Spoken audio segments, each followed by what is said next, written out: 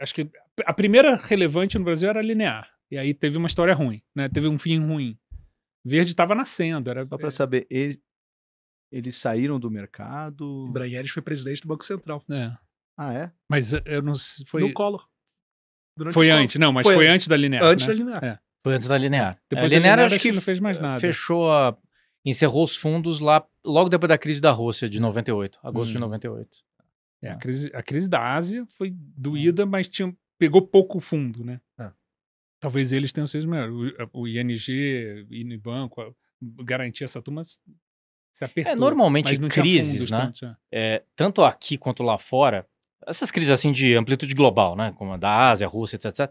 São normalmente onde você, que nem dizia o Bob Guccione, se separa os homens dos meninos, né? Porque ou ver quem tá pelado. Realmente você consegue ver quem é totalmente fora da curva. Então, por exemplo, janeiro de 99, quando teve a Maxi aqui no Brasil, né? Que o câmbio quase dobrou de cotação. Foi o grande mês do verde. Foi o grande mês desses fundos do liberal que o Jojo comentou. E tiveram 2 ou 3 outros players, Into Suez e alguns outros que capturaram muito bem via compra de dólar real. Né? Então, acho que se criou vários nomes ou várias marcas ficaram mais conhecidas depois desse evento de janeiro. E uns ficaram pelados e sumiram, né? Que eram tidos como, na época, como um dos potenciais. É verdade. Marca, Fonte Sindan, Boa Vista. Também tinham fundos, né? Todos eles. Aí...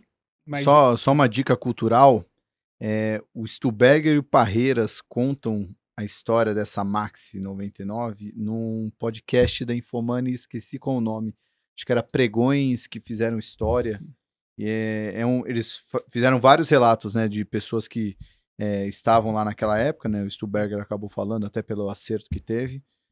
Vale a pena ouvir umas 2 vezes, pelo menos, porque é complexo aí em comparação aos dias atuais. Mas eu tenho a sensação que o nome grande depois era liberal, porque eu lembro assim, isso devia ser final de 2000, começo de 2001.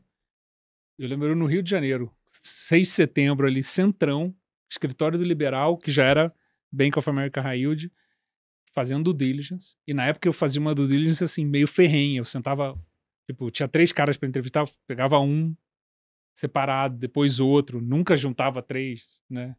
Eu queria ver as contradições e tal. Aí eu entrei na sala, eu era novo, fazendo isso há pouco tempo e tal.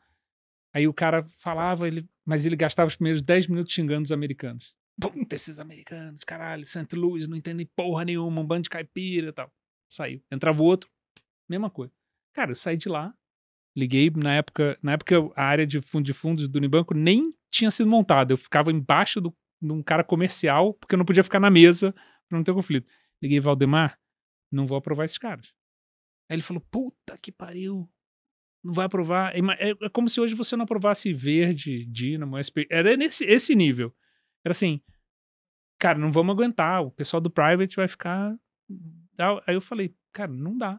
Esse eram os caras da Liberal. Eu falei, não dá pra aprovar, porque assim, a dúvida era se ia funcionar sob nova direção ali, né? Porque o mercado achava assim, pô, agora beleza, vem um cara americano, vai trazer gestão de risco. Eu falo assim, cara, os caras estão falando que não vai funcionar. A gente não comprou. Minha mãe passou 6 meses vivendo a vida de mãe de juiz de futebol, que eu ia nas reuniões do private, eu era literalmente assim, assediado moralmente. Do tipo, você é um imbecil. A gente tá perdendo cliente por sua causa, não sei o quê. Aí, 2001, no meio do ano, veio a crise da marcação ao mercado, né, aqui no Brasil. O Bank of America High Yield caiu 20%. E ali, tipo, virou de juiz de futebol pra Virgem Maria, sabe? De Virou besta a bestial. mãe do Salvador.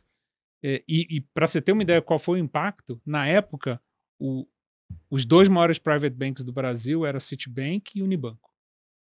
O Citibank não tinha fund of funds, porque tinha uma briga com a Asset local. A Asset falava que só ela podia abrir fundos e ela só ia fazer fundo próprio, não ia fazer fundo de fundos. E então eles tinham um modelo de vender, contem a ordem de hoje. Eles vendiam JP Morgan Fleming, eles vendiam Pactual, High Yield e Hedge, e eles vendiam Bank of America Liberal. E dizem que viram o problema surgindo, mas que não conseguiram tirar os clientes, porque não tinha a gestão de um fundo de fundos. Não tinha uma gestão discricionária para tirar o dinheiro. Porque o dinheiro era direto investimento Era direto do cliente. investido como você comprar numa plataforma, só que só tinha esses 3 fundos. E aí, putz, aquela desgraça, fundo caindo 20%, era fundo, só tinham 3 fundos na prateleira, além dos fundos de terceiro. E aí eles foram tentar fazer fundo de fundos. Aí a Asset falou, não vai se fazer, briga lá em Nova York, não sei o quê. Aí eles falaram, tá bom, então a gente vai distribuir um fundo de fundos. Para substituir o Bank of America, a gente vai distribuir um fundo de fundos. Foram fazer um shopping around o mercado, tinha um gestor que não tinha comprado o Bank of America. Puta sorte, porque se eu tivesse ido num outro dia e o cara não tivesse falado aquilo, eu ia ter comprado.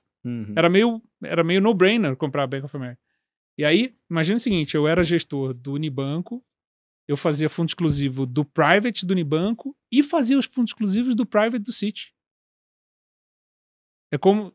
Quais são os maiores privates hoje? Credit Suisse e BTG, talvez Itaú, né? Imagina que fosse, tipo, a equipe do Enio e do Zac fazendo a gestão dos privates do Itaú.